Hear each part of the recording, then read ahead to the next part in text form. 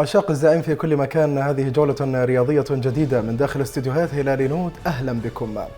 نبدأ بالعناوين. الهلال يؤدي ميرانه الرئيس للقاء النصر، وقرعة كأس خادم الحرمين الشريفين تضع الهلال في مواجهة القيصومة، وبأمر الانضباط والحكم إدواردو يغيب عن الهلال 5 مباريات رسمية، ورسميا خصم 3 نقاط من رصيد الاتحاد تنفيذا لقرار الفيفا، والهلال ينفرد بالصدارة.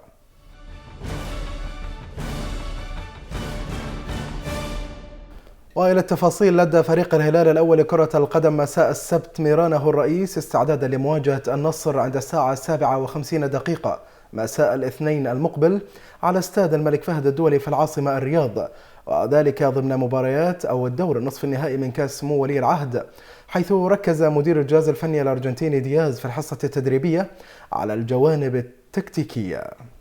أجريت مساء السبت قرعة كأس خادم الحرمين الشريفين للموسم الرياضي الحالي، حيث أسفرت القرعة عن استضافة فريق الهلال الأول لكرة القدم نظيره القيصومة ضمن الدور 32 من البطولة، في حين سيلاقي على أرضه في حال تأهله إلى الدور ثمن النهائي الفائز في لقاء أحد والوحدة، فيما سيحل ضيفا في الدور ربع النهائي على المتأهل من النصر والفيحاء ونجران والنهضة.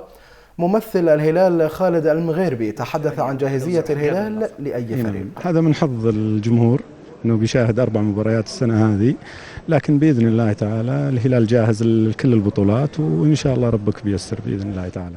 على خلفية أحداث الباطن، قررت لجنة الانضباط بالاتحاد السعودي لكرة القدم إيقاف لاعب نادي الهلال البرازيلي إدواردو 4 مباريات رسمية كقرار انضباطي تضاف لعقوبة الإيقاف لمباراة واحدة بالبطاقة الحمراء التي حصل عليها في مباراة الباطن، ليخسر بذلك الهلال إدواردو 5 مباريات رسمية في المسابقات كافة، وهي في مباراة النصر غدا وفي كأس ولي العهد، إضافة إلى مباريات التعاون والاتفاق والقادسية في دوري جميل، وأخيرا أولى مباريات الدور 32 من كأس الملك.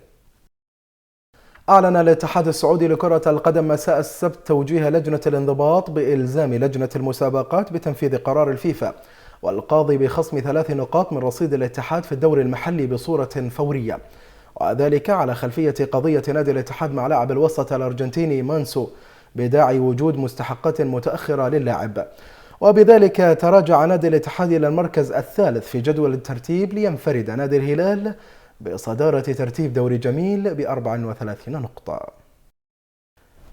كانت هذه جولة رياضية متابعينا الكرام في كل مكان قدمناها لكم من داخل استديوهات هلال نود.